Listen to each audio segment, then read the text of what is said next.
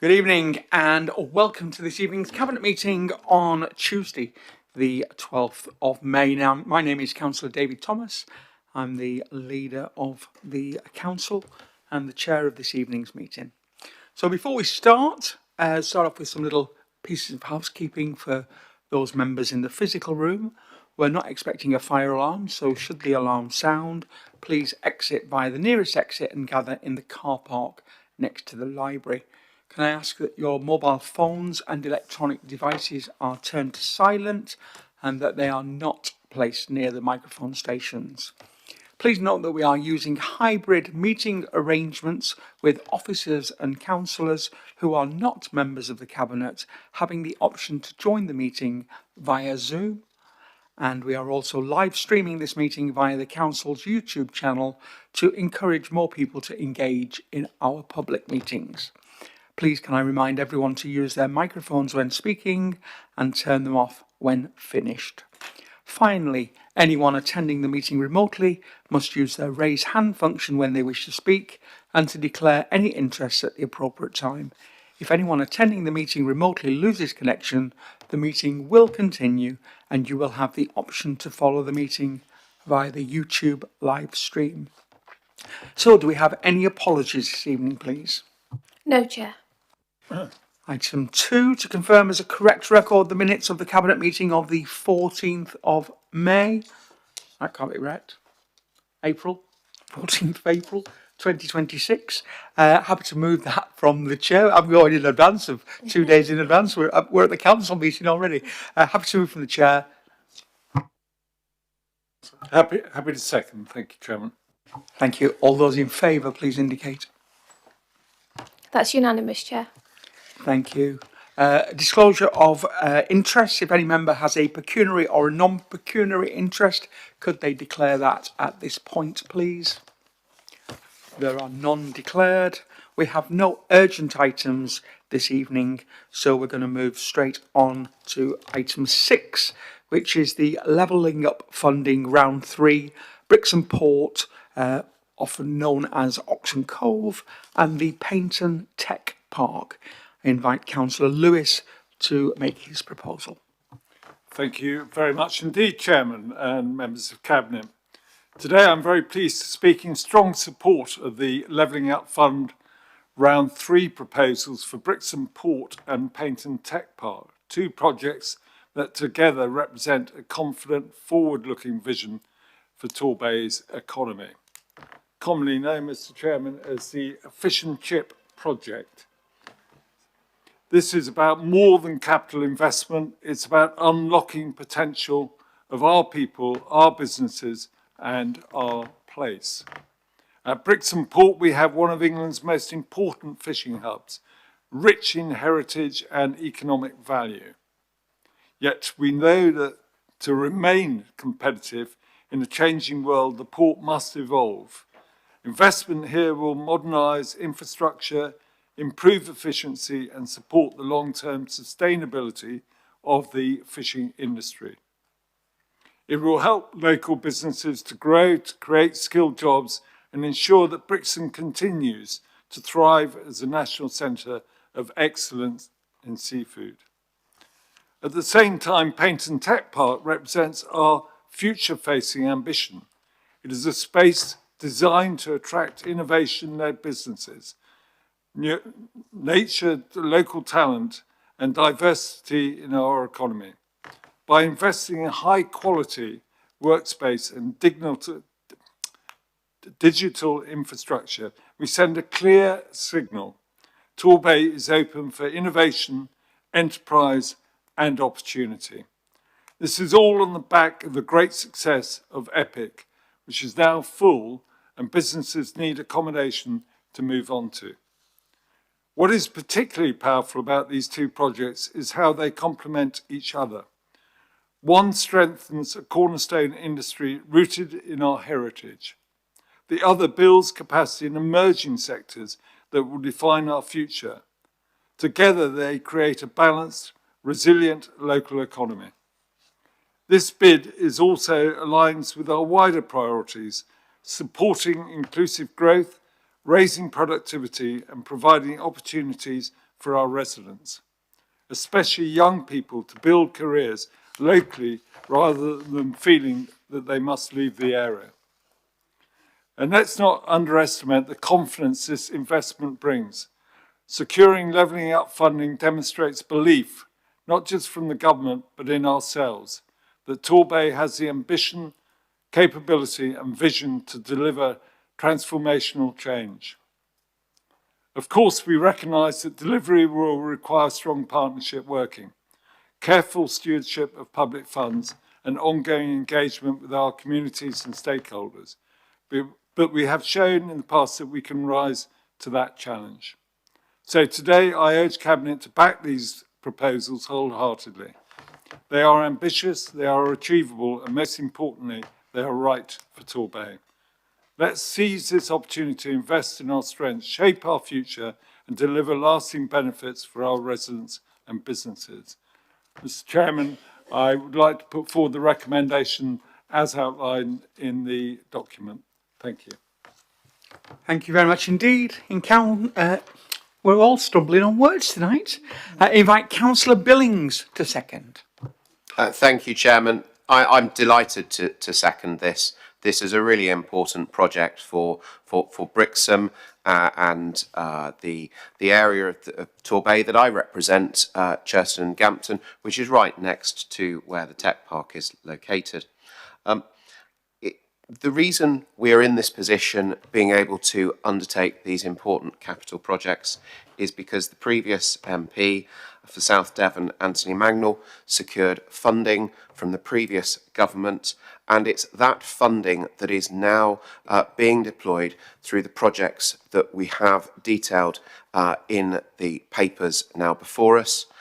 They will enable, as Councillor Lewis described, added value for those in the fishing industry to increase where they are in the value chain. So it's not just fish that's being exported from Brixham around the country. It's fish that's been processed to greater levels, bringing in jobs into the area and enhancing the resilience of that industry in times of pressures like we've got at the moment, with clearly diesel prices flowing from economic developments globally, and with the tech park, that's enabling further expansion of the photonics industry, which we've had demonstrable success from across various administrations, and clearly we're achieving as an area a track record in that.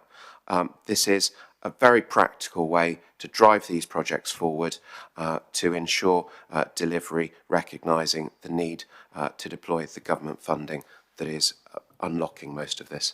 Thank you, Chairman. Thank you very much. I'm happy to take any comments from inside the Cabinet. I think for myself, isn't it fantastic when a plan comes together? Fish and chips, we spoke about it so many years ago now. We got the funding for this LUP 3 in October 2024, and absolutely marvellous that the tech project and the Oxen Cove project coming together, working together, demonstrating that we are delivering across the whole of the bay. It's not just in one town, it's not just Torquay, it's not just Paignton, but it is the whole of the bay. Doesn't matter where you are, Torquay, Paignton, Brixham, we are delivering across the whole of the bay, and absolutely fantastic that this is at this stage which will move forward. So really, really delighted and very supportive of this particular project, and there's a bit of a theme progressing this evening without trying to spoil the evening, but certainly a great start, and I think it is good news story for everybody. Let's move outside of the Cabinet. Councillor Long. Thank you very much, Mr. Chairman. And unfortunately, Councillor Billings has pressed my buttons, and it's such a shame because we could be singing jointly together about what a wonderful thing this is, and it is. Both these projects are, and of course, the fish and chips concept started under the previous council administration, and it wouldn't harm people to say so, and it might actually help relations if that did happen.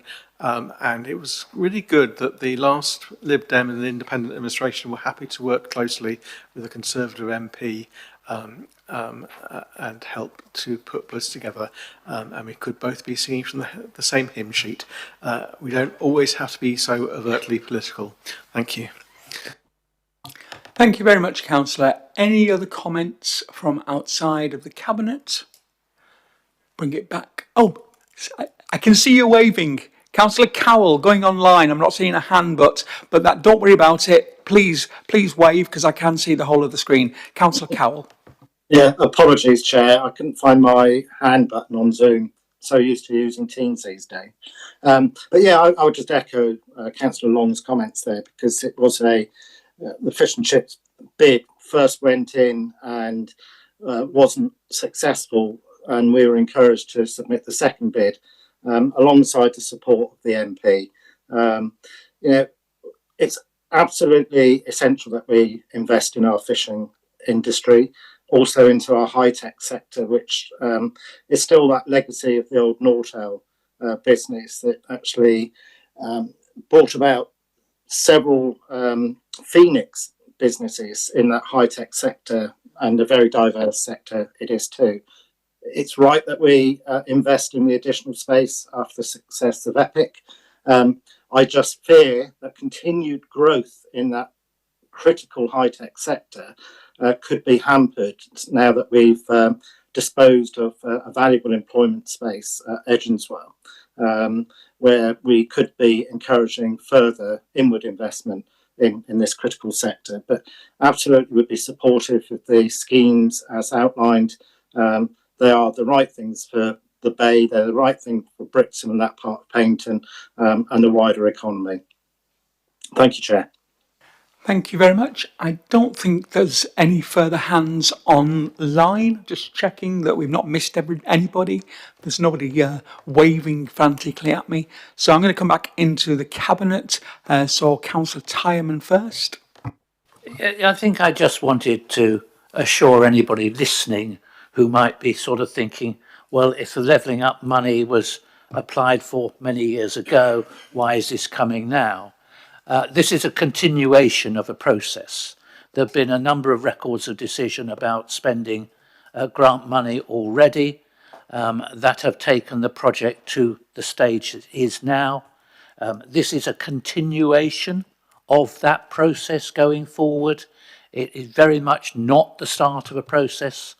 There have been challenges in both of those projects in getting the right location, the right land, and I think members and anyone listening may also be aware that decisions have gone through prior to now to purchase land for this project. And I think it's worth just noting how all these things are coming together in this paper tonight, confirming where we are and confirming so that we can make it very clear to everybody, including government, the way forward, and that we're motoring with now a real sense of being able to achieve in the relatively short term. Thank you very much indeed. Councillor Bye.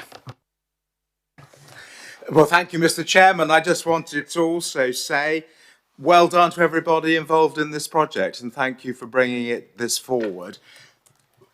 We work as a team, absolutely, and I think it's important not to make the points and not to make the party points and scoring points. These are two long-term projects, and looking in the executive summary, for example, for the fishing industry, the fish market project and the Oxen Cove, we're now looking forward to the expansion there, to see how the value of fish through Brixham Fish Market has more than doubled over 5 years, rising from 35 and a bit to 77.7 million in 2025, prior to the completion of the facilities that are there now in 2011. We had the Princess Anne, Princess Royal came down to open those facilities. But prior to that, our fish income, our value of the fish landed in Brixham, which I think at one stage was falling behind Plymouth and Newlyn, and now, well, Plymouth's practically packed up and we're comfortably ahead of Newlyn. our fish income then on the value of the fish sold in Brixham or landed in Brixham was significantly less than 20 million. I think from memory it was only about 13 or 14 million, so down in the teens. So we've done hugely, hugely well, and credit then to the European Union. If we're giving points, and the European Union deserves points, and the then Labour government came up with the money, and Torbay Council put in money. So it was very much a team effort to get that going. I'm sure it's a team effort to get this over the line. And over at White Rock, that's going to build on the success of the previous units, which I understand are full, to enable businesses there that have been successful to move on into new accommodation. So it's very, very good news. I think we should all give ourselves a pat on the back. I'm always giving myself a pat on the back, but I think it's only fair that others have a pat on the back as well. And I hope very much to see these things come to fruition, add to our economy, opportunities for younger people to stay in the Bay and make their lives in the Bay. So very well done. Well done, Councillor Lewis. Thank you very much. And just before I hand back to Councillor Lewis, it is great to see everybody, supporting these projects. They are long-term projects. As I said earlier on, it took us a long time to get the money. And as Councillor Cowell said, this was LUF 3. It was the third round of money that we actually finally got this for, which is fantastic. And I think Councillor Tymon spoke about a continuation of decisions. There have absolutely been a continuation of decisions, but it's fantastic when we get to the destination as we are here, which is brilliant, which means that our residents will start to see that work at Oxen Cove coming forward, and that extension at the tech park. But let me hand back to Councillor Lewis to sum up before I move to the vote. Thank you very much, Chairman. It is really a good news story, and it is about everyone being on the journey, on the train. Nothing is going to be delivered in, a short period of 4 years. There's so much going on in the Bay, so many different projects going forward, all at different stages. But I mean, this really is a good news story. Fishing industry in Brixham is so important to Brixham, so important to Torbay, and indeed it puts us on the map. Brixham fish. So for them to be able to expand is really good news. And as for the high tech, we're desperate in Torbay to have high value jobs for not only for those people who came out of Nortel, but those youngsters who are coming up, those who are at school now. South Devon College are very supportive. And by doing this, it is a process where EPIC provides for the small, medium-sized start-up businesses.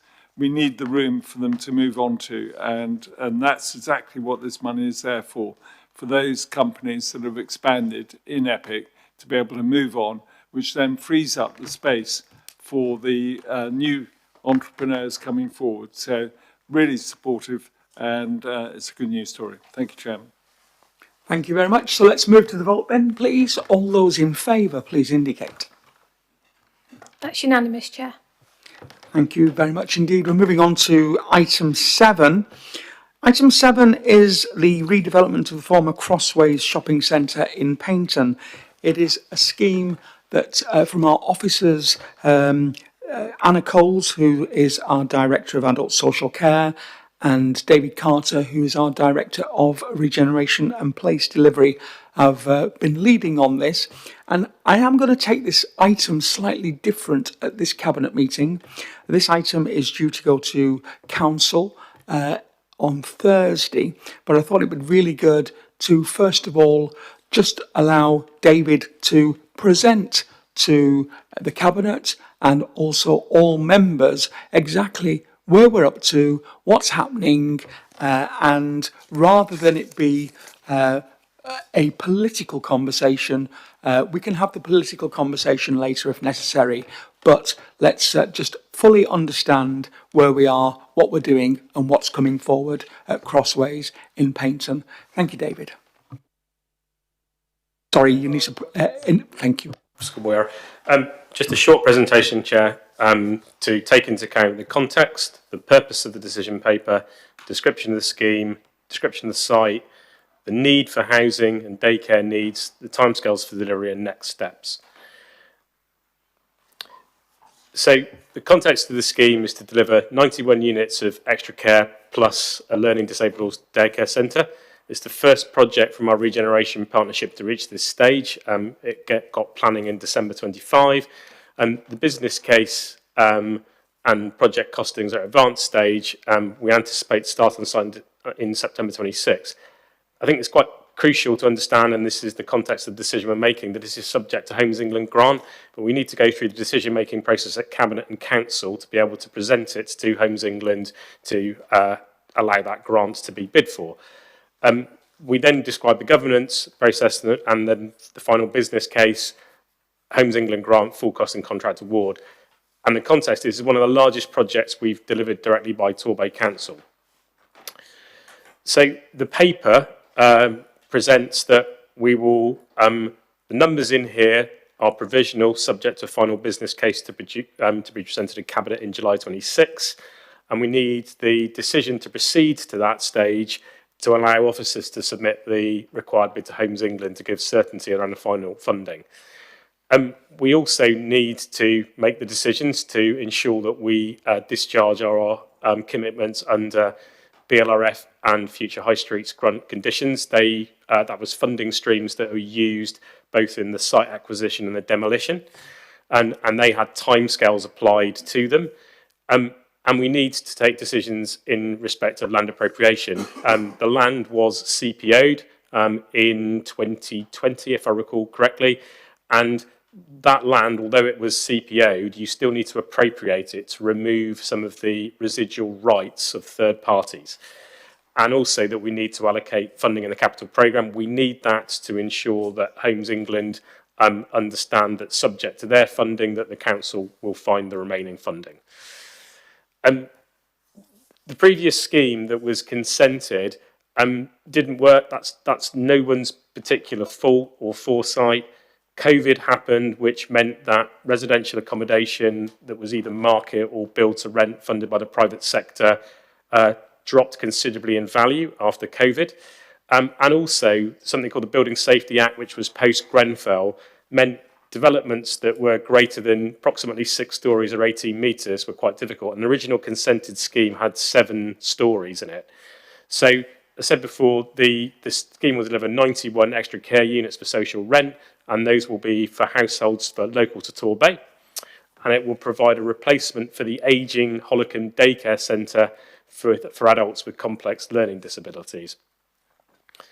As many of you will know, the site was formerly called Crossways. We've kept the moniker of Crossways because everybody knows what it is.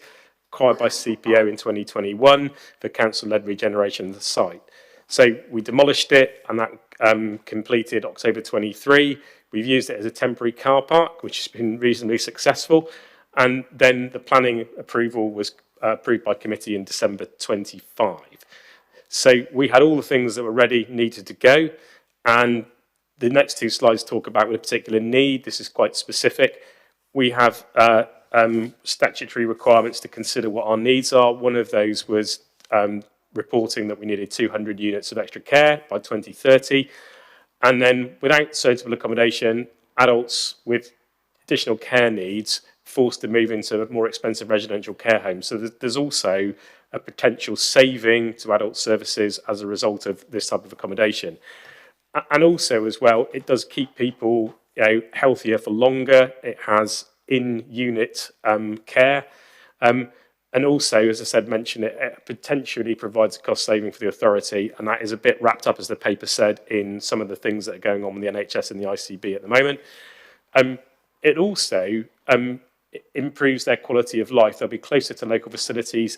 The development in itself creates a degree of regeneration. It's activity on the site. It's a more modern building on a site that is, was an aging old 1960s shopping centre. So hopefully that will help the process of value increasing in Paignton Town Centre. The daycare centre need, I think it's fair to say that many council facilities and buildings in an ideal world would have money spent on them.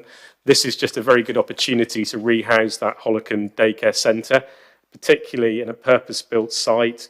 There's a sensory garden as well as part of that as well. It's been designed with our colleagues from there. So I think, again, this increases our capacity as well to provide for future needs as well. And all on one site, self-contained, good access across the road to Victoria Park. That was another consideration in its relocation. And finally, the timescale for redevelopment. It's anticipated, we said early September. That's probably because we're just trying to juggle the end of the season and the start of the new school term. Somewhere around then, we will close the car park and commence the works on site. The first stage, which people will see, is both on-site and off-site, is a southwest water sewer diversion. It's quite a complex process, and it's going to require some roadworks, I'm afraid, along Hyde Road. And then the completion of the project is anticipated to be in 2029. That's the whole site of extra care and the daycare facility, and then tenants to move in from April 29 onwards. And that, again, I think it's in the paper. That was honouring a commitment we made to the ICB when we renewed the contract in 2024. It suggested that we would deliver have 2 units of extra care in delivery by 2030. So that was our first commitment to that, and the council's honouring that commitment. Thank you very much indeed. If I could ask you to turn your microphone off, that'd be brilliant. Fantastic. Okay, so the way I intend to do this now is invite Councillor Lewis to propose. We will have it proposed and seconded, then it'll be on the table, and then it will allow members of the Cabinet and externally to ask any questions at all you may have, whether that be a political or anything regarding the scheme or finances, and we may answer them politically, we may pass them to David Carter. But at least we'll be able to answer all the questions that you have.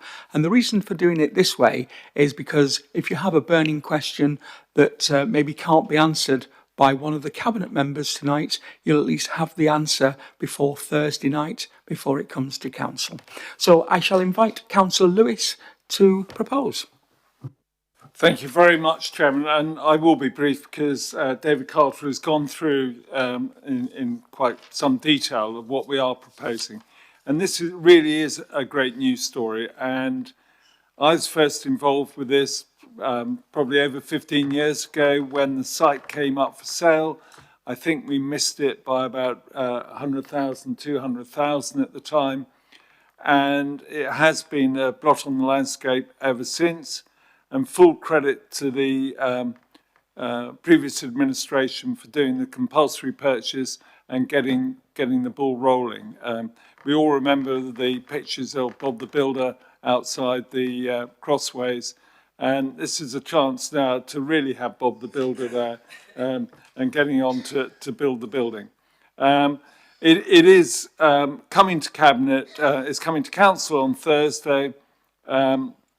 For the prudential borrowing bit, and then as David Carter said, on the 26th of July, it will be coming to Cabinet, where we will have a full business plan to accompany the proposals then. So this is a process of prudential borrowing on Thursday, recommendation from the Cabinet to that Council meeting, but I hope we'll get full across the whole of the council support for this, both tonight and on Thursday, because it is a good news story and it is about all of us working together to progress this project, which has been on the table for far too long.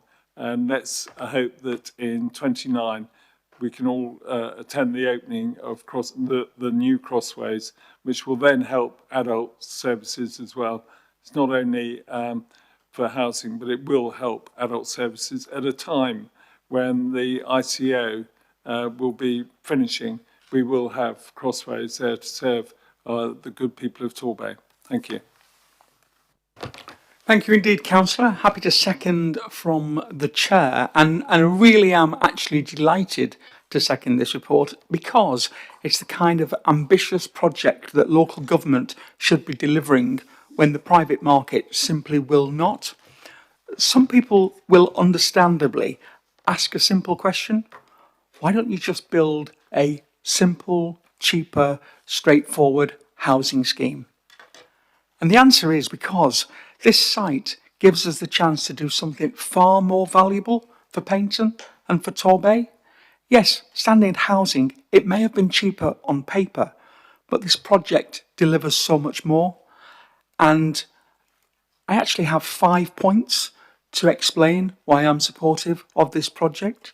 So, Mr. Chairman, yes, sir, if you will indulge me, no problem. Be brief. Be brief, thank you. So I think firstly, it provides 91 genuinely affordable extra care homes for local people with a Torbay connection, modern, high quality homes where older residents and vulnerable adults can live independently, safely, with dignity for much longer. And that really matters. Because if we help people stay independent, healthier, and in homes designed around their needs, we reduce the pressure on far more expensive residential care and health services down the line. This is not just housing, it's prevention, it's independence, and it's better care. Secondly, it replaces the ageing Holcombe facility, which is, if we're honest, effectively at the end of its life as a building. Without this scheme, some of the most vulnerable adults in our community would face real uncertainty about future provision. Instead, we're creating a modern specialist daycare centre with increased capacity, better facilities and the ability to support more families and carers across Torbay. There is a huge public benefit in this. Thirdly, of course, this is regeneration. Crossways has sat as a cleared brownfield site in the heart of Paignton for far too long. Leaving it as a temporary car park or settling for the easiest option would be, in my opinion, a failure of ambition. This development brings life back into the town centre. It brings residents who will support local shops, cafes, businesses all year round, not just across the summer season. And it does improve confidence in Paignton as a place to invest. It transforms what was an eyesore into something positive, purposeful and attractive. Fourthly, this is smart use of the land that we already own. It's not speculative development on green space. As I've said, it's a town centre, brownfield site to solve multiple problems at once: housing need, social care demand, regeneration and economic renewal. And finally, this is about leadership. If we waited for the private sector to deliver specialist, affordable, extra care housing, we would wait or could wait forever. The market has made that clear. So the council is stepping in, not because it's easy, but because it's necessary. Yes, this is a major investment, but doing nothing also has a cost. Poor housing has a cost. Delayed care has a cost. Falling town centres have a cost. Temporary accommodation have a cost. Lost opportunity has a cost. This scheme is about choosing long-term value over short-term cheapness. It's about building something that Paignton can be proud of. And for those reasons, I'm very happy to second this report this evening. And at that, I will open up to Cabinet members, or I'm quite happy to take questions from outside the Cabinet if there are any questions. Should we try and deal with questions first, if there's any questions? Any hands in the physical room? I got one online. Well, let's go to Darren first. Sorry, Darren, I think you're muted. You're not coming through. Let's just find technically. No, it's my mute. Yeah, I mean, I'll make some comments about the wider scheme after the questions, but there's a couple questions in terms of the delivery contract. Can we have clarity about any conditions or clauses in that contract around the delivery timescale, and if there's cost overruns, who would be responsible for that? Would it be that contractor? And a point of clarification, the main building contract is identified as £43 million. But on page 116, the works are 38 million. Are we comparing like for like that there? And if so, why is there a £5 million difference? 5 million seems to be a popular number these days. Okay, let's go across straight to David Carter. There's a question, first of all, about delivery contract and the cost of overruns. And then I think there's a question that really picks up on the outline business case, probably. I think that's where that figure's coming from, isn't it, Darren? The OBC? Yeah. Yeah. So basically, just, David, if you could talk us through the OBC and where we are, sorry, the outline business case and where we will be with the final business case. That would be helpful. And can you use your microphone? Mike, so with regard to the construction contract, the intention is through the contract that we've awarded to move to a final cost, which is called a guaranteed maximum price, or GMP. So to answer Councillor Cowell's questions, to the extent of everything other than what's called in law force majeure, yes, the final cost, which should come in with the envelope of £54 million, that's the whole cost of developing the scheme, not, as Councillor Cowell's alluded to, the construction cost. So that's the intention. That includes the programme risk of delivery. Most risks in a guaranteed maximum price contract are included.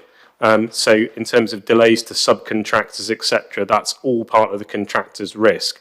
There are certain things which are beyond the risk of a contractor, which is known in law as force majeure. So if we had another COVID episode, for example, and delays to the programme.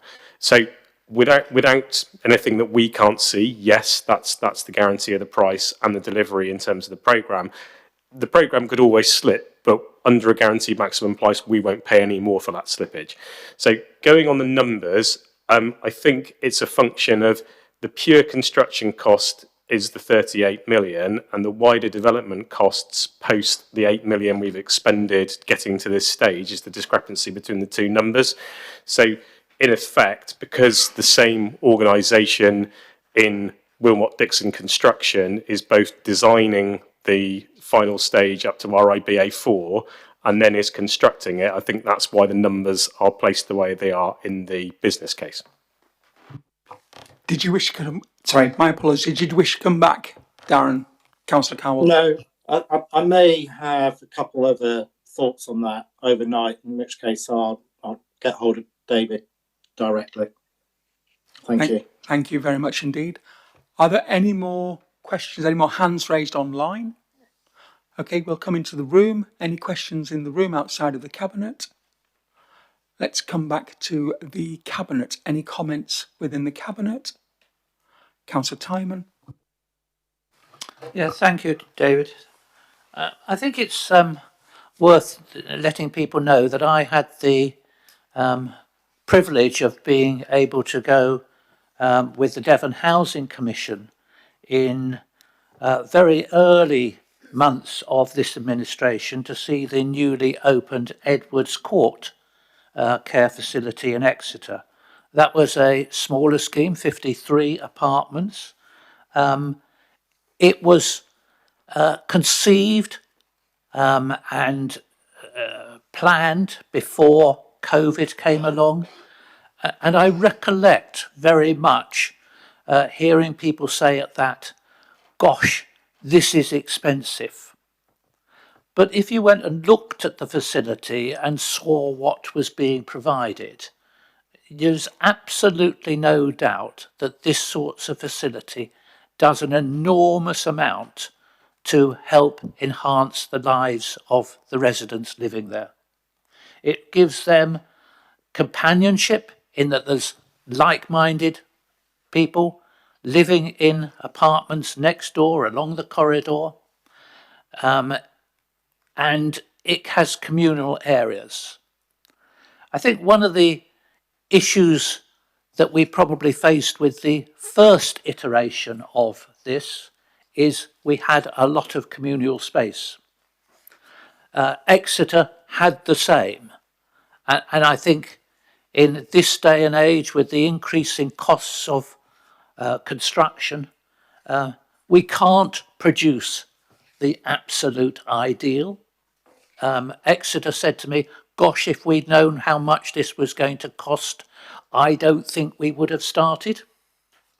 And I think we had the opportunity coming a few years later to know that we were looking at highly increased costs of construction that came about through COVID, the changes in regulation in terms of the height of buildings and the difficulty of providing them, and we've managed to produce something that is still incredibly expensive, but at an expense which I think is tolerable when you measure it against the outcomes about what it will provide.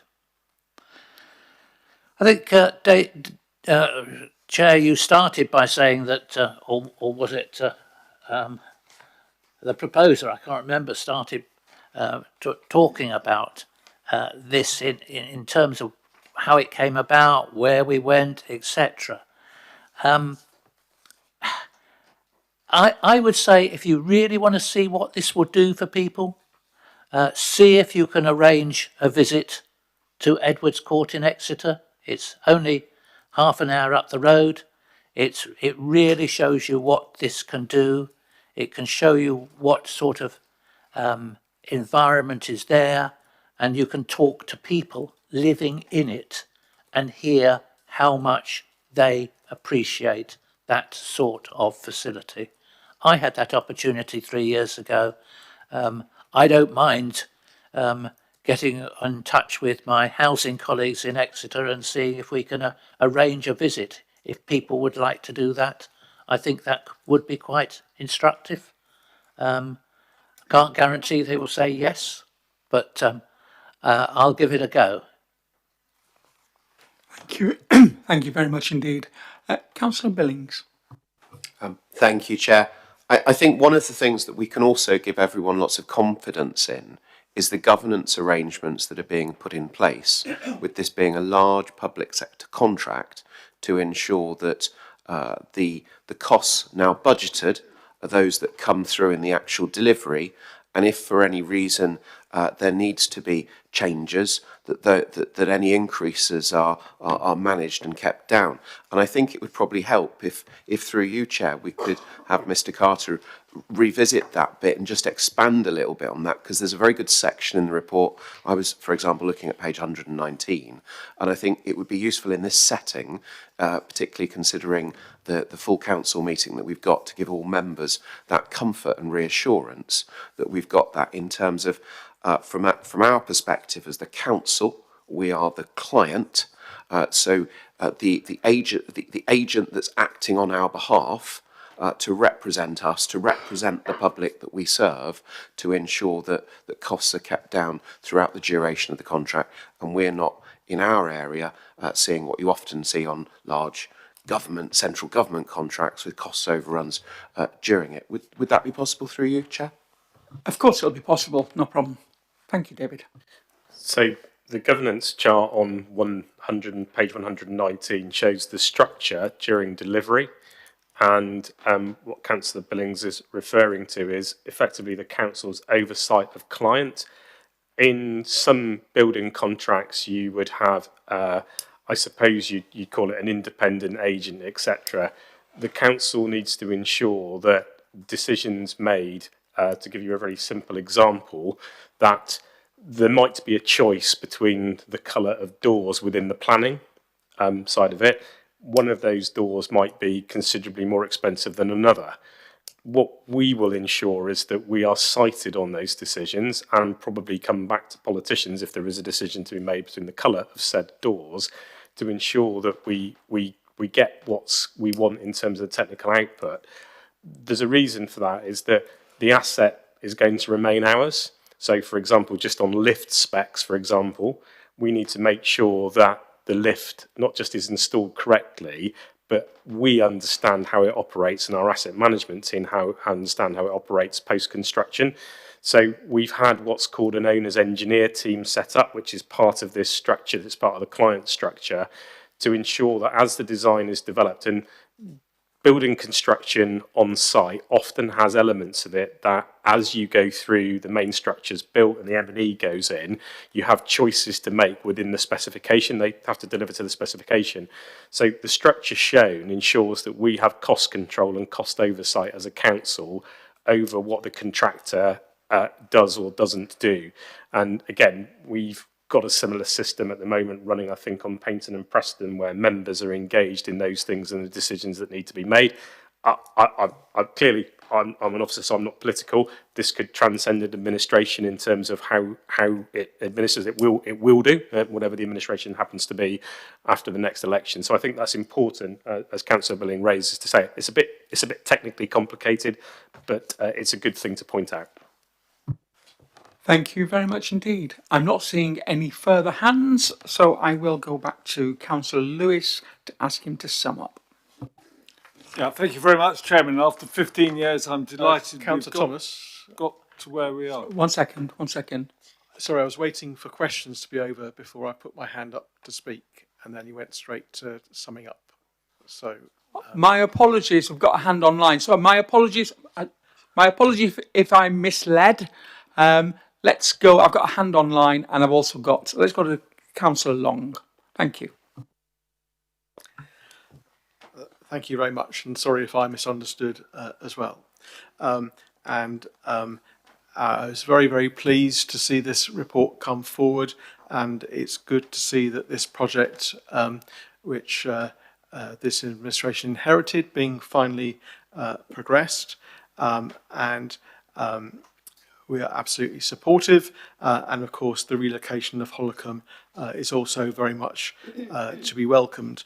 The extra care accommodation absolutely is great, and as has been said already, this will ensure that people don't have to go into residential care before they need to. I was slightly concerned that the report seemed to be trying to describe this accommodation as just general social housing when it's more specialist housing. And of course the original scheme did have some general needs social housing, but that's of course no longer part of the mix. And it is unfortunate that one of the capital receipts that is going to be making up the funding for this scheme is Preston Down Road, where there was a 50% social housing scheme, which would have been providing much needed affordable housing by now, but that has been abandoned. And so it could be perceived that much needed general needs social housing is being abandoned in order to provide funds to get this scheme over the line. And of course the Station Square scheme has also had to be ditched. One thing I was also concerned about was that Crossways, as has been mentioned, will deliver only some of the extra care housing that's needed. As the report says, there's a target of 200 units by 2030. There was a proposal under the last administration and a planning application delivered for an extra care scheme at Torbay. This scheme is no longer mentioned, and it was telling that it did not feature in the housing needs assessment either. So I can only assume that Torbay is no longer in the plans for delivery, so I'm not quite sure how that 200 by 2030 is going to be met if Torbay is no longer part of the mix. So yes, I'm sure we can discuss that more tomorrow if needed, or Thursday rather. Thank you. No problem. So let's try to help on some of the issues there. 200 units identified in the report, and Torbay is absolutely an active site that we are actually working on, and you can expect to hear some good news on that in the coming months. So it is a project that is absolutely being developed and is still potentially expected to be a second extra care facility. We're a long way further out than we are with this particular scheme, but it is something that we were only discussing with officers and developer partner. I think it was a couple of 3 weeks ago, for certain.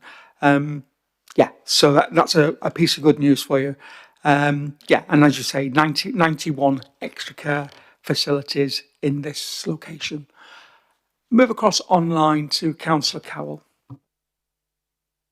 Thank you, Chair. I noticed that in order to secure the funding to get this project over the line, there's a real cocktail of funding sources.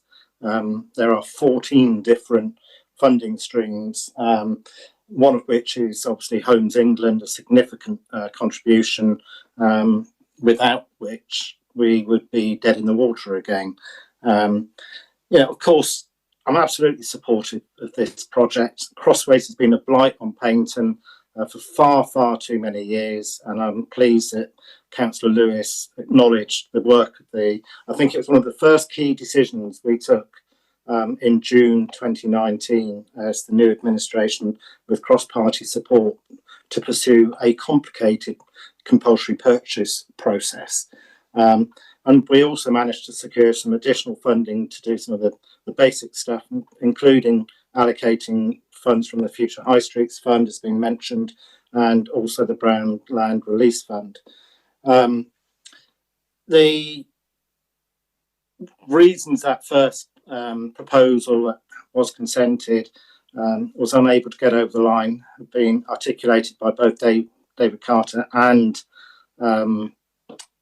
Councillor Tyman, particularly the impact, catastrophic impact of building cost inflation that affects everybody from somebody doing a decking in their own property or a multi-million pounds housing scheme. And of course, the benefit of this scheme, apart from regenerating that part of a blighted part of Paignton, is that the long-term benefit to the pressures on the revenue budget, particularly around adult social care. So it is a scheme that I think has cross-party support. I would like to think it have unanimous support on Thursday. I do have some concerns about the funding itself, but it seems that we're throwing the kitchen sink to get this one over the line, and it's probably the right thing to be doing at this stage.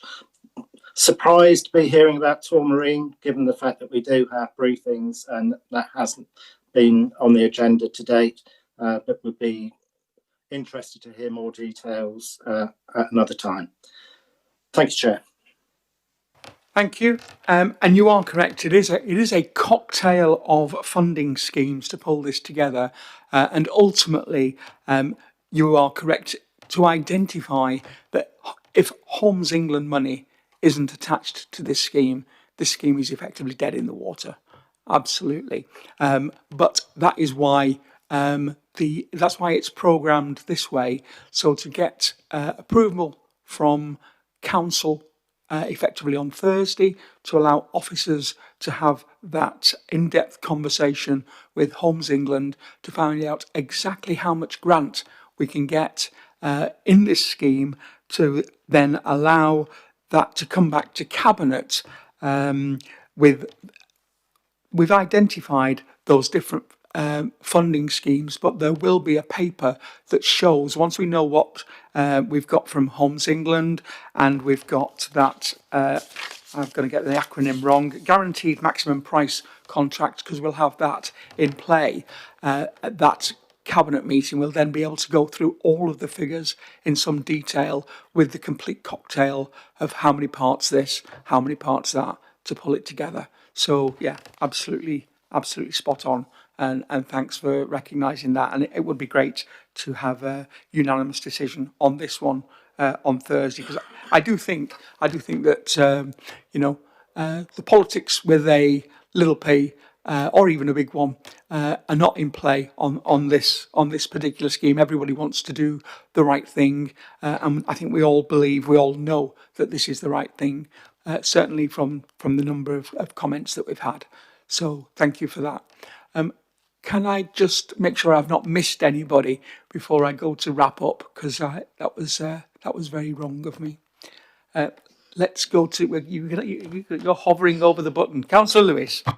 Yeah, thank you very much, Chairman. I will respond to Councillor Swithin-Long's remarks about think he used the word Station Square ditched.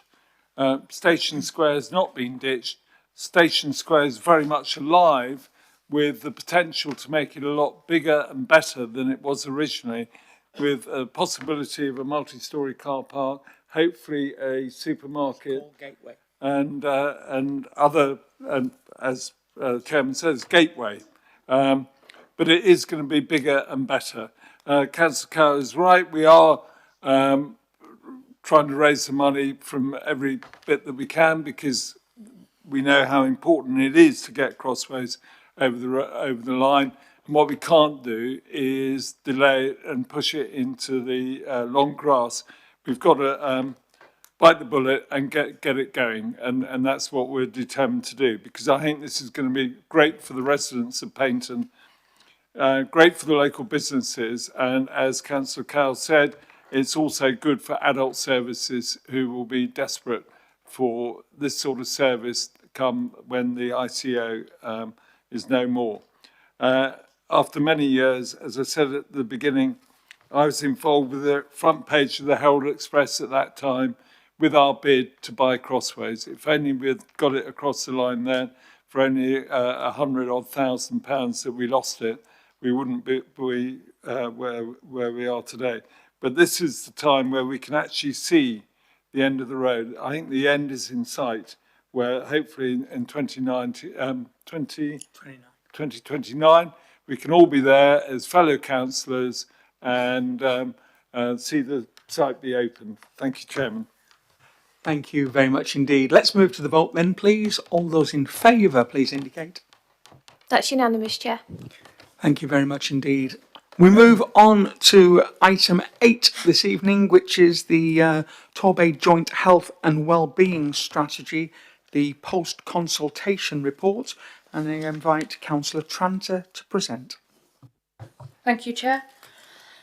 The report sets out the public consultation on the Joint Health and Wellbeing Strategy 2630 and requests approval to proceed to full council for endorsement and publication of the strategy as a policy framework strategy. The Joint Health and Wellbeing Strategy is one of the key documents which health and wellbeing boards are required to produce. There is no specified timescale, but strategies usually run between 4 and 5 years. The Joint Health and Wellbeing Strategy should address the needs of and inequalities identified by the JSNA, set out some key strategic priorities, inform local commissioning and promote integration between health and care, as well as other local authorities, for example, as well as other local authority areas, for example, housing, transport, economy and the environment. The Year 1 priorities which the Health and Wellbeing Board will sponsor are healthy spaces for children and young people, healthy work for working age adults and healthy ageing for older adults. The impact will be measured in 2 ways: the annual review of overall progress against public health outcomes via the JSNA and the Public Health Outcomes Framework, in-year reporting of progress against the annual priority areas by programme leads. The public consultation ran from the 19th of January to the 8th of February 2026. The briefing paper describes consultation activities and summarises the responses received. There were 112 responses, including some group responses, for example, from the Stroke Support Group. Responses were overall supportive of the vision and priority areas, and particularly highlighted the importance of demonstrating impact. The final document has not been changed following consultation, other than to update the reference to child-friendly Torbay under priority 1 and to add a reference to Torbay on the move under priority areas. Thank you. Thank you very much indeed. I've got myself down to second, and I've got a good 5-6 minutes to speak on it. However, I think I'll probably leave that to council, as it is coming to council on Thursday, and I don't think there's going to be that much debate on it tonight, but I may be wrong. So I will simply second at this stage and open up for any comments or debate. Councillor Bye. Thank you so much, Chairman. I just wanted to add my thanks and appreciation for all those who've worked on this, and to highlight how it is focused as the first priority to do more for children and young people, and that fits very much with the item on the agenda later, which is how we take forward the child-friendly agenda in Torbay. So absolutely healthy spaces. If we go on page 15, priority delivery programmes for the first year. The first one is healthy spaces, children and young people, and all about getting youngsters to be more active and to work with the community. So it's very, very good to see the children being put first. Thank you. Thank you indeed, Councillor. Any other comments? In which case, I'm going to move back to Councillor Tranter to sum up. That's it, thank you. No problem, that's fine. In which case, we shall move to the vote. All those in favour, please indicate. That's unanimous, Chair. Thank you. Moving on to item 9 this evening, Gillard Road, Brixham, and the creation of a public footpath. Councillor Lewis.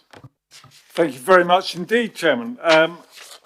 Members will have received today a revised map of the pathway for Gillard Road. So I hope everyone's received that. It shows, whereas before it showed the Gillard Road, it didn't show the spurs off it. So I've asked officers so that we are very clear that we had the full, I was going to make a funny there, full pathway in front of us, but that's how we are. I'm pleased to speak today in strong support of the Cabinet report on the Gillard Road Brixham Public Path Creation Order. This is a positive and forward-looking proposal that will bring lasting benefits to the community. At its core, this order is about improving access, safe access for residents and visitors alike by creating a formal public path along Gillard Road and its spurs, while strengthening connections within the area and making it easier for people to move around on foot or by bicycle. At this stage, it's important, however, to understand the distinction between what is being proposed, a public right-of-way, and what is known as a permissive path. A permissive path is a route that a landowner allows the public to use, but only with their permission. That permission can be withdrawn at any time, meaning the path can be closed or diverted without notice. It offers no long-term guarantee of access. In contrast, a public right-of-way, or a PRO, is a legally protected route. Once established, it provides a permanent right for the public to pass and repass. It cannot simply be removed at the discretion of a landowner. Any changes must go through a formal legal process. This gives certainty, stability, and protection for public access. This distinction is crucial. By securing a public right-of-way rather than relying on a permissive path, we are safeguarding access not just for today, but for future generations. We are ensuring that this route remains open, accessible, and protected as part of the community's infrastructure. There are clear benefits to having a PRO in place. It enhances safety by providing a recognised and maintained route for pedestrians. It supports active travel, encouraging walking and reducing reliance on cars. It promotes an inclusivity, ensuring that people of all ages and abilities can access, enjoy the area. And it contributes to the environmental goals by supporting greener, more sustainable ways of getting around. In supporting this order, we're not simply approving a path, we are securing a permanent asset for the community. We are choosing certainty over uncertainty and long-term value over short-term convenience. For all these reasons, I strongly support the Cabinet report and the creation of a Gillard Road public right-of-way. Thank you, Chairman. Thank you very much indeed. Invite Councillor Billings to second. Thank you, Chairman. I'd be delighted to second this. As you're aware, I was very concerned personally to ensure continued public access across all of the established routes in the area around Gillard Road. And I would draw attention and develop the point that my colleague Councillor Lewis made in relation to distinguishing the difference between the existing permissive path, which, as Councillor Lewis explained, could be removed by a landowner at any stage, and the formal public right-of-way, which is proposed to be created. Now, the options appraisal also considered, and this is set out on page 63, section 7 of the report, two other alternatives. One being a long-term permissive access agreement with the landowner, and another one being a public path agreement under section 25 of the Highways Act. Now, those were both options that were not considered to be preferred. The reason being is it's the public right of way which gives greatest certainty, greatest protection about the public's long-term access over the areas that they've historically enjoyed. And so through the proposal that we have before us, this is our council seeking to stand up for residents in Brixham and protect the routes that they've become established to using and ensure they can continue using those going forwards, as they believe they should be able to do. So I'm delighted to second this and hope that I will have support from colleagues around the chamber and that there's also cross-party support from my friends sitting behind Chair. Thank you. Thank you very much indeed. Any comments? Any questions? Councillor Tolshard. Thank you, Chair. Just very briefly, really, at this juncture, because I'm very much hoping that this will go through to full council on Thursday. But thank you to Councillor Lewis and the officers involved for working up this proposal and for ensuring that the whole network is included in the plan. As you know, once TCCT went into liquidation and it became clear the land was going to be sold, my fellow councillor, Councillor Steve Bryant, and indeed the Brixham Town Council were very keen that this pathway should be retained permanently for public use. So I'm very pleased that this proposal has come before you tonight, and I very much hope that Cabinet will approve the recommendations in the report and it will come to full council on Thursday for final approval. Thank you. Thank you, Chair. Thank you very much. Anything else from outside the Cabinet? Let's move back into the Cabinet table. Any further comments? In which case, let's go back to Councillor Lewis to sum up, please.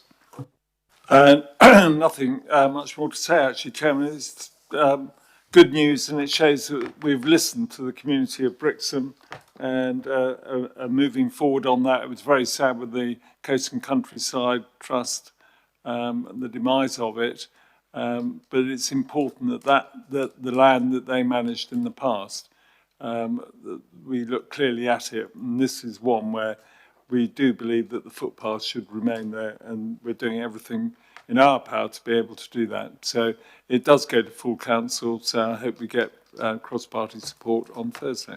Thank you. Thank you very much indeed. And in order to get it to go to council on Thursday, we shall move to the vote. All those in favour, please indicate. That's unanimous, Chair. Thank you very much indeed. We move on to item 10, which is the Cabinet's response to the recommendation of the Overview and Scrutiny Board, lessons learned from the call-in of the Cabinet decision and the implementation of the English Riviera Beach Standards. So a short title. Councillor Billings. Thank you, Chairman. It's fantastic to be able to talk again about the English Riviera beach standards. This is a really important way of promoting our beaches around Torbay. I would highlight to all members that 13 of our 15 bathing water beaches around Torbay were assessed as excellent by the Environment Agency last year. However, only 6 of them previously had blue flag status, and more importantly, our most popular beach, which is Goodrington, wasn't itself a blue flag beach. So clearly there was, whilst the blue flag status was something we'd all got used to, it wasn't correlated with promotion success of beaches, because it wasn't correlating with the footfall, as Goodrington shows, nor was it maximising the opportunity to promote our fantastic bay, because there were another 7 beaches, all of which had excellent quality bathing water, which weren't even assessed as part of the blue flag standard. So whilst we've come to this through a process that I think none of us would have really invited had we had the opportunity, which was Keep Britain Tidy, having changed the historical way that they applied the global standards, and therefore during the course of last year we had to make various decisions in a very fast-paced on-the-hoof process, and during the off-season have had to work very constructively at very fast pace with lots of partners, such as the English Riviera Bid Company. I think the outcome is one that we can all be able to take comfort in. And I would highlight, Chair, that following very lengthy examination and very diligent inquiry on a cross-party basis, that no further action was recommended to be taken in relation to the implementation of the English Riviera beach standards by overview and scrutiny. There was, however, a recognition that the process that I've referred to could have been improved. That's not the outcome. It's not the content. It's the process. And I think what we've got set out on page 77 of the agenda papers, where we've set out a process in relation to future beach standard changes, where we've prescribed there being early scoping and evidence, a stakeholder panel engagement, more member engagement on a cross-party basis, with a communications and engagement plan, and greater publication, an opportunity for members to review decision taking. I think in summary what probably, and this is my take, is the team had put so much focus into engaging externally with English Riviera Bid Company and other partners that perhaps in hindsight, and I think this is what this picks up, particularly in part 3, there could have been more opportunity to have internal engagement within the council on a cross-party basis. I would highlight, though, to colleagues, we're ultimately representing our residents, and having put perhaps too much effort and focus in that external engagement, maybe that's something that's possibly not the worst of defects to have needed to review going forwards. So the paper is as written. That's the Cabinet's response to the points that were raised, and I'd like to put that forward, Chair. Thank you. Thank you very much indeed. Invite Councillor Jackie Thomas to second that. Thank you, Chair, and I am happy to second this. So, overview and scrutiny did what it was there to do. They looked at this thoroughly and ultimately found there was no wider case to answer on the substance of the decision. However, they did identify lessons need to be learnt about process, communication and engagement. So, Chair, if I may, I think it is important that we keep this into perspective as a shared responsibility across the Chamber. We should absolutely reflect on what could have been done differently, but this cannot simply be something Cabinet is expected to take on the chin alone. Good governance depends on cross-party engagement working properly. The normal and proper place for concerns, frustrations, challenge and constructive discussion is through the established channels, including shadow cabinet meetings and briefings, and those regular opportunities for engagement upstream before decisions are finalised. Unfortunately, some of those opportunities did not take place, which inevitably limited the normal routes for discussion and challenge. We worked with the communication channels that were available to us at the time. The lesson here is surely that engagement is always better upstream rather than downstream. It is far better to raise concerns early, shape proposals together, and avoid issues escalating later. This is the spirit in which we should take these lessons forward. So thank you, Chair. Happy to second. Thank you. Thank you very much indeed. Councillor Long, you indicated. I did, thank you. You'll probably excuse me if I take a deep breath following the seconding by Councillor Thomas.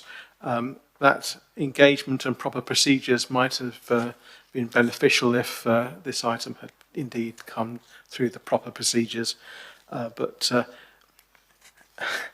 the opposition being blamed for the administration not following the procedures properly is a rather odd way of going about things, but by the by, I was pleased to hear from Councillor Billings that there is indeed a recognition about needing to improve the processes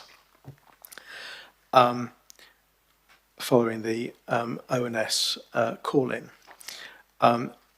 So it's good that there is a positive out from that. Interestingly, the local Torbay MP has had a meeting with Keep Britain Tidy since the call-in, and it is interesting that despite the huge changes that Councillor Billings outlined that have allegedly happened, Torbay remains the only local authority who have pulled out of the blue flag scheme, which you'd have thought that if the changes were so onerous, there would have been more. And the outcome of that meeting seems to be that Torbay has done a huge overreaction to the changes, which were unnecessary and will do huge damage to our tourism industry. Bournemouth, it is interesting, have managed much better, and while they were concerned about some increased costs, have engaged local businesses to help with some of those costs. And it is interesting that this is an issue that Torbay seems to struggle with on things like the Bay of Lights, etc., where we struggle, and indeed the air show where Torbay seems to struggle to get business sponsorship. So I really do fear that the blue flag scheme, pulling out of it, will do real damage to Torbay's industry, tourism industry. Thank you. Thank you very much. Councillor Cowell. Thank you, Chair, and I echo some of Councillor Long's comments. I mean, I was sat here trying to recall when we first heard about the proposals to abandon the blue flags, and it was dropped on us from a great height at the 11th hour when we knew that we had these issues last summer, and we had plenty of time to collectively develop the response to that one particular condition regarding the accessibility and use of the beaches and to be how they're divided up between different activities, etc. I would love to have been part of that conversation, and I also note that Councillor Billings emphasises the real focus that they had on external consultations and engagement, whilst actually probably recognising that, you know, the process actually excluded the democratic process and the decision-making process to which we are all elected. And that external consultation, from memory, was primarily by some discussions with the English Riviera Tourism Company, the ERBID. Yeah, I appreciate the recognition that the process was not the finest hour for Torbay Council in terms of a policy decision. And I sincerely hope that we do continue to learn the lessons, and again picking up some of those normal processes that we would use in terms of shadow cabinet and member briefings, etc. Unfortunately, they simply did not happen until the last minute, when it was too late to influence any changes.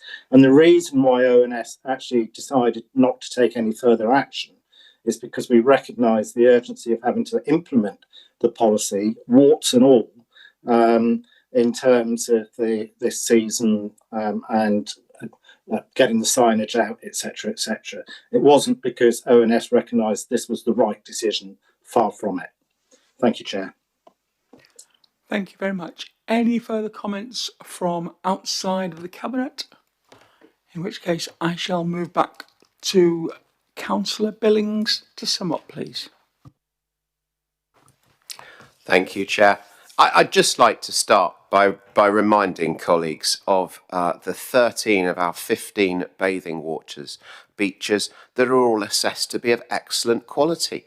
Maidencombe, Watcombe, Oddicombe, Babbacombe, Anstey's Cove, Meadfoot, Beacon Cove, Torbay, Hollicombe, Preston Paignton Sands, Goodrington, Broadsands, Breakwater Beach and St Mary's Bay. This is, through the English Riviera Beach Standards, this is good news. It's allowing our council to promote 13 of our 15 bathing water beaches, all of which have excellent quality water. Now, the blue flag standard, as I've highlighted, only covered 6 beaches, and none of those was our most frequently used beach of Goodrington. So ultimately, we can discuss, as I've set out, process, but in terms of content, have we got to a good position? I would say yes.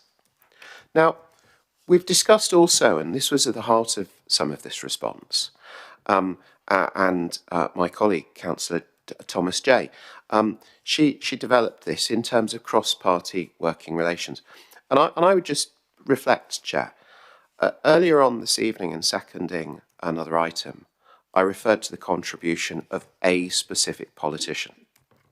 I was very careful not to use the political party that specific politician represented, but the use of their name was considered to be a trigger item in relation to politics. One of my friends behind responded back to that, considering that to be a party political point. I didn't mean it that way. I simply wanted to reflect the individual contribution that a politician had occurred. I would also observe that if this was a business context, and I'm not a professional politician, I might sit around this cabinet, but I come from a business side. If someone from a company that I worked with had gone to see someone over a really important topic, I would normally have expected them to have picked up with those within the council who were closest to the discussions so that they could be most well briefed. And when our MP for Torbay went to see Keep Britain Tidy, I'd have been delighted to have had that cross-party engagement with him. After all, we are both our fellow councillors around this chamber, and to have explained the difficulties I'd had when I'd negotiated alongside officers with the Keep Britain representatives. And we could have shared, for example, through those conversations in relation to Bournemouth, that I can well understand why Bournemouth didn't have the geographic challenges that we've had in Torbay. That could have been something that he could have been equipped to have negotiated with Keep Britain Tidy with. Bournemouth doesn't have the tidal range we do in terms of the height of the tide from high to low. Nor does Bournemouth have the very shallow sloped beaches we do, which mean the extent of the buoys to demarc the zoning is so long. And more importantly, Bournemouth has long sandy beaches rather than a whole series of small discrete coves, which simply are not physically long enough to take the zoning that we've got. Going through those details in advance of meeting an external body would have been the benefit of more cross-party engagement. And so I would say, yes, in the spirit of all coming together and all parties representing our residents and working together to deliver for the people of the Bay, I was very humble in recognising I could do better, but I would respectfully suggest that the opposition could do better as well. So on that note, Chair, and I'm sorry for labouring it, but I do think we could all achieve better than what we're doing on this basis. I'd like to put this forward. Thank you. Thank you for your summing up. I'm going to move straight to the vote because we've got another 2 items to deal with that have some importance within the life of this council. So move to the vote. All those in favour, please indicate. That's unanimous, Chair. Thank you. Let's get back to the business that we've got in front of us. Item 11, which is child-friendly Torbay, the action plan. Councillor Bye. Excuse me, it's very irritating. Turning around and staring at me as much as you want. Sorry, can we just have one meeting? Councillor Bye. Thank you, Mr. Chairman, and something I hope that we could all get behind, and I'm absolutely delighted to put forward this proposal to the Cabinet meeting this evening.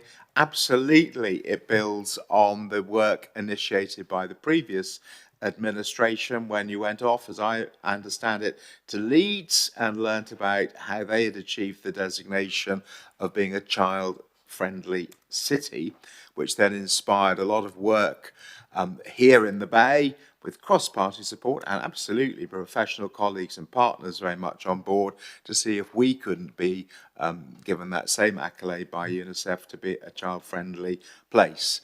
And we engaged with something like 1,860, something like, I think it is 1,860 children and young people with extensive consultation, which absolutely has been fed in to the reports that we have got in front of us this evening. We know that unfortunately, even though we were accepted onto that programme by UNICEF to be recognised as a child-friendly place, the only one that's accepted onto the programme in the southwest, and one of the few, in fact, outside London and the very large cities, UNICEF decided that they wouldn't go through with their initial programme, that they had other priorities and that they had other projects that they thought were more important. I was incredibly disappointed because we still kept up that ambition to be recognised as a child-friendly place, or to become a child-friendly place, and it is included in many of our corporate policies and programmes. I thought it all rather faded away. I was absolutely delighted, therefore, that although we can't go forward because UNICEF aren't running that same style of programme to be a child-friendly place, all that hard work and consultation and the programmes and priorities that were drawn up can nonetheless lead to us having a UNICEF certificate of commitment.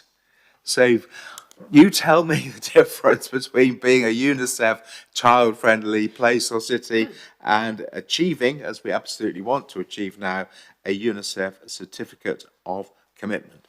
The first thing I'm going to do, or no, the second thing is I've gone on already, come considerable length, because I am very excited. What I'm going to do now is actually read out the recommendation, and then I'm going to read out the very brief supporting information that I think will put things into perspective. So the recommendation for Cabinet to consider this evening, that Cabinet approves the child-friendly Torbay Action Plan, Appendix 1, and endorses it as the framework for delivering Torbay's commitment to embedding children's rights in decision-making, and approves submission of the same to UNICEF in order to receive their certification of commitment. It might be better just to be certificate of commitment, but there we go. 3.2, that Cabinet delegates authority to the Chief Executive to oversee implementation and governance arrangements for delivery of the action plan, including agreeing any minor amendments required to reflect the final UNICEF requirements, and to receive regular progress updates through established governance and scrutiny routes. Thank you so much. That is the recommendation in two parts. The report highlights that this is a 3-year programme. It's a very good report. It states where we are, and it states under the various priorities what actions we expect to take over the next 3 years. So, summary of the background to this: Cabinet is being asked to approve Torbay's child-friendly Torbay Action Plan and endorse its submission to UNICEF UK for a certificate of commitment. The plan sets out how Torbay will embed children's rights, voices and lived experience into decision-making over the next 3 years. The action plan is based on extensive engagement with children and young people, 1,860 voices captured last summer. Children told us they feel unsafe in some public spaces, face barriers to mental health and healthcare support, and want clearer information and a stronger say in decisions. These messages directly shape the plan's priorities. The plan focuses on 3 areas: improving safety in streets, parks and play spaces, supporting children to live healthier lives by addressing access to support, and strengthening communication, culture and leadership. Delivery will be overseen through clear governance and ongoing engagement with children and young people. Approving the plan provides a clear, accountable framework for delivery and supports Torbay's ambition to become a child-friendly community. So I want to say thank you to professional colleagues who've worked so hard on this, with partners and all elected members who've been involved, particularly Lisa Chittenden, who's taking the lead role as an officer with this initiative, reflecting what the priorities are that were picked up by children and young people in the consultation last year. I think we actually have made some progress already in some of the things that they regard as important, particularly in terms of support for mental health issues. And of course, we're going forward with our play park strategy, and we've already highlighted the places that are going to benefit from the investment, and that is starting now. So we are making progress anyway. I also see this generally as something that's very good for the Bay. It is absolutely the right thing to do for children and young people, but I think it is part of our tackling what I call our demographic challenge. We want to be a child-friendly place. We want to be a family-friendly place. We want to be somewhere where youngsters can thrive and where people, younger people and families can think of as a place to be home and to make good lives, and not just to be a retirement place. That is a personal view. But the governance challenge, or sorry, the demographic challenge in the Bay, I think is significant, and I think this is helpful. So I very much hope that my enthusiasm will be shared by members, absolutely around the Cabinet table, but cross-party, and I know that Councillor Law, you have very much supported this initiative so far, and very, very keen to see that the rights, the children's rights in decision making, and that is there to the fore. So I hope that we'll get everyone's support, and my enthusiasm continues as we deliver this over the next 3 years. Thank you, Mr. Chairman. Thank you very much indeed. Invite Councillor Tranter to second, please.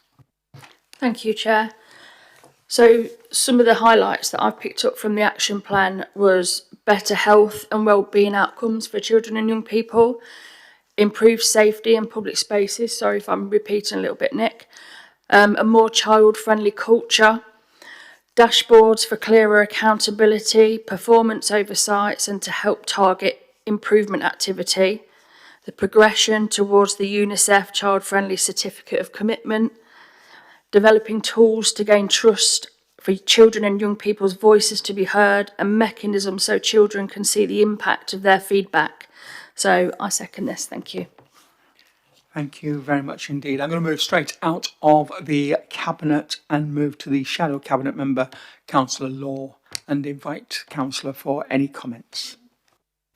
Well, thank you, Chair. I haven't actually prepared anything to speak on this. We all do support it. I remember in 2019, it was something I was very keen on when I was first elected as a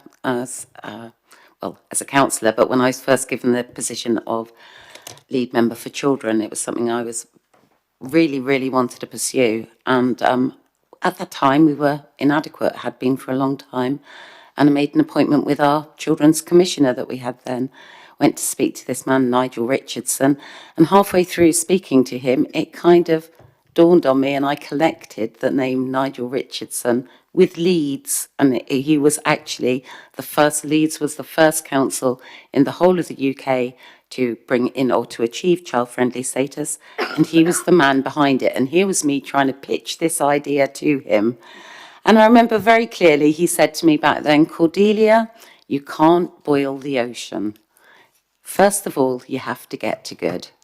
So with the support, with Nancy and everybody in Children's Services, they worked incredibly hard in the background of COVID and got to good, which is when we then began on this journey here. So I was really upset when I heard, first of all, that UNICEF were cancelling this project. Made me really sad, because I think Torbay is just the perfect place for something like child friendly. We're small, everybody knows each other. I mean, they say it's 5 degrees of separation. I think in Torbay it's just 2, probably 1 in most cases. So we're ideally set up, not just for us as a council to embed and put our children at the heart of everything we do, but also our businesses and our communities. I always say that our children are 23% of our community, but they're 100% of our future. And hopefully the certificate of commitment will, although it's not what we were initially going for, I really hope that it's the beginning of something that becomes truly deeply embedded in Torbay, because the benefits for all of our futures, because without our children, we don't have a future. They're the ones that are going to be looking after us in, well, probably too few years that I'm okay to admit to there. But so I hope that this gives us a method and a way that we can embed this in Torbay Council to take it forward beyond the 3 years that this commitment certificate works for. So well done. I'd also, Councillor Byne mentioned Lisa Chittenden, who's currently taken over the role. I would also like to mention, though, Alison, I believe it was Alison anyway, she led the programme previously, and she actually led it in getting the 1,800 odd voices of our young people.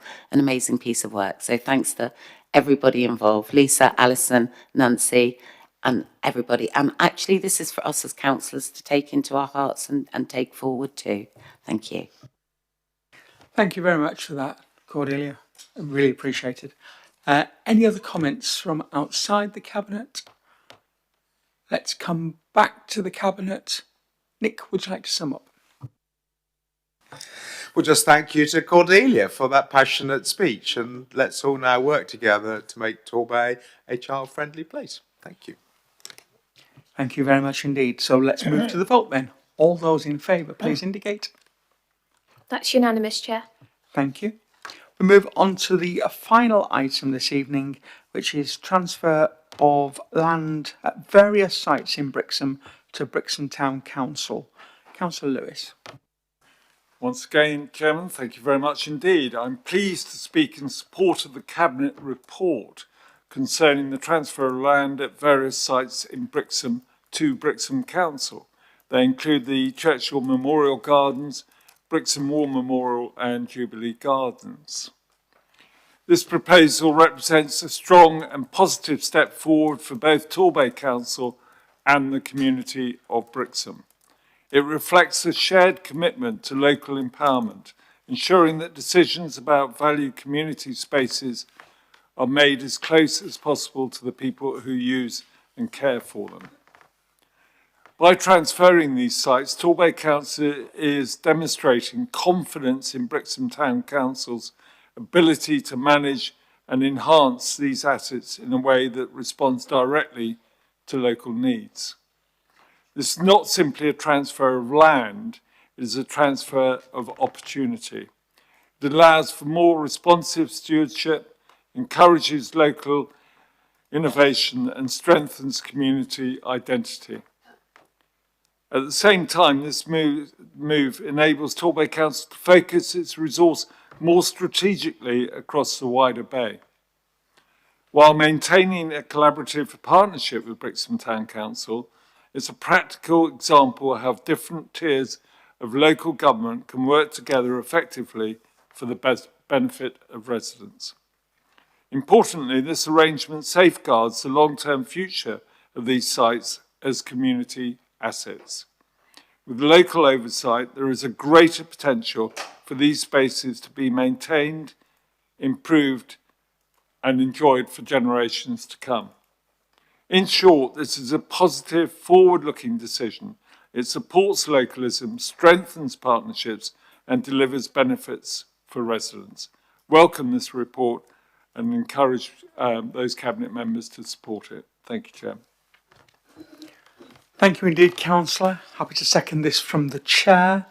This is indeed a positive and practical step, and importantly, it's one that has come directly from Brixham Town Council, who formally asked us to consider the transfer of these sites because they believe they can be best managed locally, close to the community that they serve. I think that's an entirely reasonable request. These are important community spaces in Brixham with heritage value, civic pride and significance for local residents. If the Town Council is willing to step forward, take on the responsibility and manage them for the benefit of the town, then we should welcome that. This is also about partnership. We've said before that we want stronger relationships with our Town Council, and this is exactly what that looks like in practice. Local councils taking greater ownership, having more say, and working much more closely with us to deliver for their communities. It also makes practical sense for Torbay Council, reducing ongoing liabilities while ensuring these assets remain protected as community spaces for the future. So this is good for Brixham, good for partnership working, and good for local democracy. I'm very happy to second it. Final item on the agenda this evening, and happy to open up for any comments or debate. Councillor Long. Thank you, Mr. Chairman. Just two very brief things on this final item. First one is, I think the Brixham Town Council asked for 5 areas in their request, and your Cabinet colleagues will be pleased to know that the opposition have had briefings on this. And in those briefings, it was explained to us that the 2 areas that are not being signed over to Brixham Town Council are because the areas in question will enable development. And interestingly, one of those areas links to Monksbridge. So I am presuming that the Conservative administration is now helping facilitate house building in Monksbridge. And I'm sure the residents of Brixham will be keen to know about that. I wonder if it's punishment for the Conservative candidate not being elected at the Town Council by-election. The second item I just wanted to raise was that Councillor Thomas, and sorry, no, not Councillor Thomas, Councillor Lewis mentioned localism. So I wonder what arrangements are being brought in place or being brought forward to enable residents of Torquay or Paignton who also, bless you, want to look after sites or monuments in their areas and to ease the burden on Torbay Council to be able to do that, as we do not have town councils, thanks to the very successful campaign against them by colleagues such as yourself. Thank you. Thank you very much. Well, you appear to have pressed Councillor Billings' button, but I won't take him at the moment. I'll give him 5 minutes to just relax a little bit. Let's move to the screen. Councillor Cowell. Thank you, Chair. And I fully support the transfer of these 3 sites. I would also be supportive of the other 2 that Councillor Long alluded to, because they do have local green space protections as well. And I think we need to recognise the importance and the value of our local green spaces, particularly as our neighbourhood plans are ageing and are in urgent need, I would say, of being re-adopted, to strengthen the opportunity to protect those assets our residents and the wider community value. It does make absolute sense for a town council to take on these pockets of land, and there may be more that Brixham would want to explore to take into their guardianship. And of course, it does have some small savings to the resources of Torbay Council, which, when we're going to be facing significant budget pressures over the next 2 financial years, every little helps, to coin a phrase. And when I had the conversations, and I think it was our Section 151 officer, for those who don't know what a 151 officer is, that's the man with the money, or woman.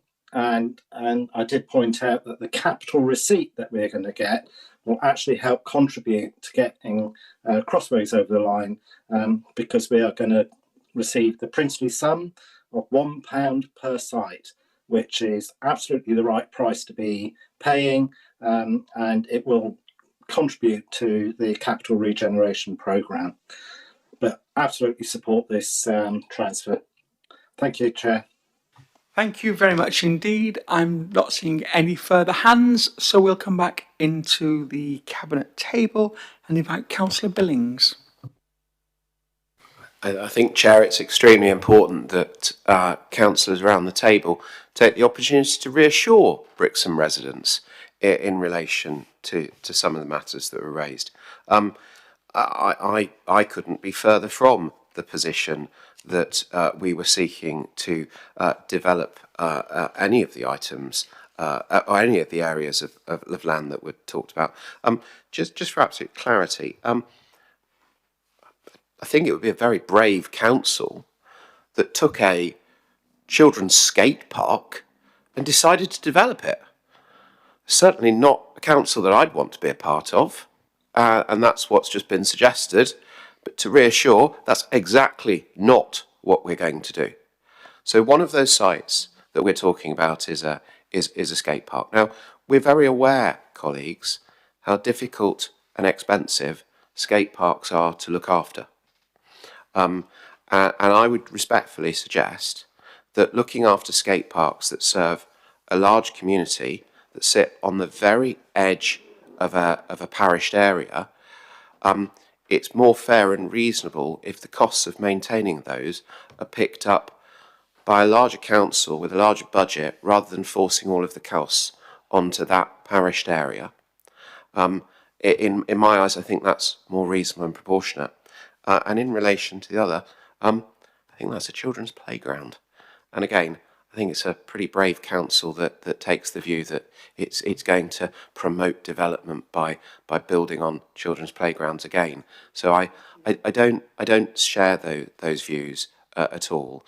I'd like to take the opportunity to reassure Brixham residents that that's not behind this decision at all. It was merely a way of ensuring the appropriate funding to those and highlighting. I speak from a position where I've already, in my cabinet role, been directing significant fundings in to children's playgrounds around Torbay to try and keep those standards high. So I think getting back to the 3 that we're talking about, I think that's a very significant step forward, and putting it together with the Gillard Road public right-of-way earlier, I think that's a sensible thing to stand up for residents in Brixham, Chair. Thank you very much indeed. And it's really interesting because it would be great if some of the councillors were actually fly on the wall in the meetings that I've had. Because when I became leader in 2023, there was no relationship at all between Torbay Council and Brixham Town Council. And it was one of the biggest concerns that they had, that they wanted to create a relationship. I also wanted to create a relationship because I felt that the two councils needed to work closely together. If I go back a number of years ago, one of these sites, which would have been the Jubilee Gardens, came forward as a request many years ago to this council to be transferred. It was refused. It was not allowed to be transferred. This has come forward basically built on a whole set of 3 years working together in a relationship, meeting every other month. Either I'm in Brixham or Brixham Clark and the Mayor is here in Torbay. We're having the conversations, we're discussing things early, creating opportunities, and 5 areas, it is quite true, 5 areas came forward as part of a discussion. They were in an order of 1, 2, 3, 4, 5. Hey, you might be surprised, but the top 3 are actually in the list. There were concerns in the conversation about option 4 and 5, but they were included in a conversation. So I am absolutely convinced that if this goes through Cabinet this evening, the Town Council will absolutely be delighted with the 3 pieces of land. One of those pieces of parcels of land, they have been trying to have a conversation with Torbay for more than 10 years to get that particular site across the line. And tonight, hopefully, this Cabinet at Torbay Council will endorse the decision in just a moment. And on that point, I will pass to Councillor Lewis to wrap up. Thank you very much, Chairman. It really is a good news story, and it's a shame that some people are playing politics with it. The reason why we kept the site near the Monksbridge site is to do the complete opposite that Councillor Long is talking about, so that we had control of the site and we could stop development on that greenfield site. So to say that we kept it for ourselves to enable development, especially after when we had the local plan working party and we took the Monksbridge site out of the plan for development, to say the absolute opposite, Councillor Long, is absolutely a political statement. And we started this meeting off by Councillor Long saying, playing politics again. Well, that is blatant playing politics, that we were going to enable development, you say. Enable development is the complete opposite.